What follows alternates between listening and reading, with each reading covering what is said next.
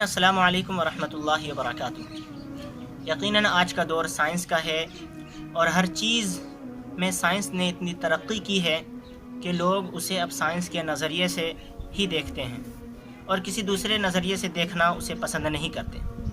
अब हर चीज़ में लोग साइंस को तलाश करते हैं और साइंस की बात को आज इस तरह लिया जा रहा है जैसे कि वो किसी पहले ज़माने में किसी बड़े अफसर या बड़े बादशाहों के हुक्मों को लिया जाता था।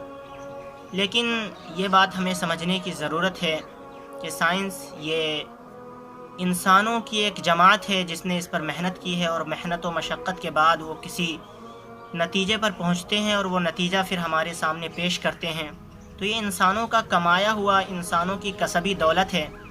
लेकिन जब कहीं इसका मुकाबला इससे भी उठकर किसी और चीज़ से होता है, जैसे रब्बुल आलमीन के फरमान से होता है, तो फिर यहाँ पर ये कसबी दौलत माने नहीं रखती, क्योंकि इंसान की नज़र उसी हद तक देखती है जहाँ तक अल्लाह ने उसके देखने की इजाज़त दी है।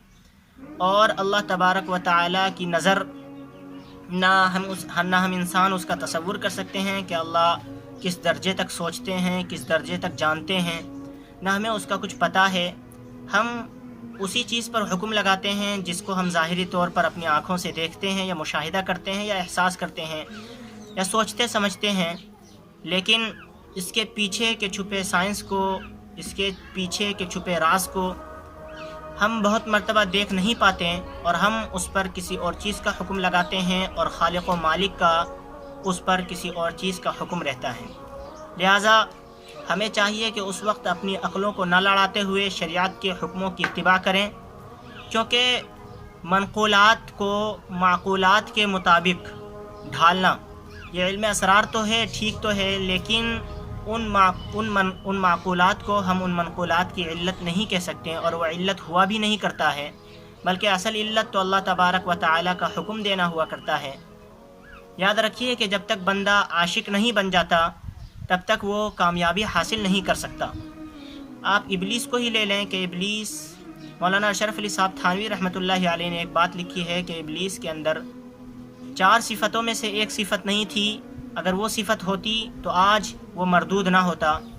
इब्लीस आलिम भी था, जानने वाला था, फ़रिश्तों का पढ़ाया गया था, मुअल्लिमुल मलाइका था, फ़रिश्तों ने उसे सिखाया था।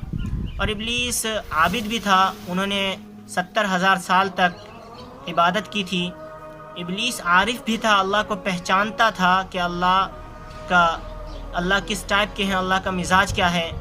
तो इब्लीस जो था आरिफ भी था, लेकिन आशिक नहीं था।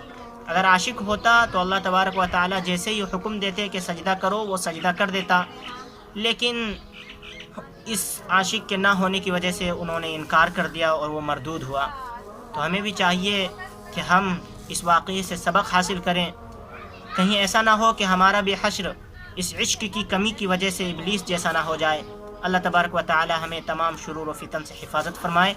आमीन।